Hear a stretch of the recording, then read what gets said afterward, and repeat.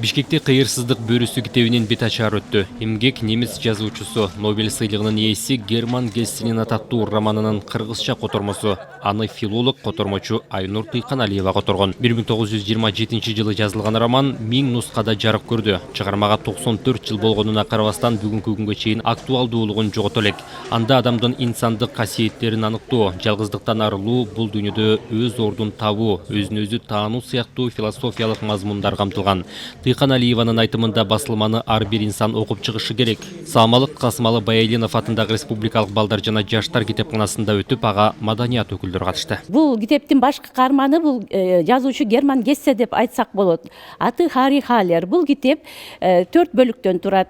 Герман Гессеге өзгөчө мүнөздүү ыкма куту ичиндеги куту ыкмасын колдонуп жазган. Бул китепти мен котормонун автору катары айтар элем.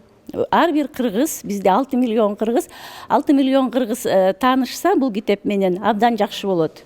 Анткени бул китеп адамды жашоого үйрөтөт. Бул жашоонун гимни.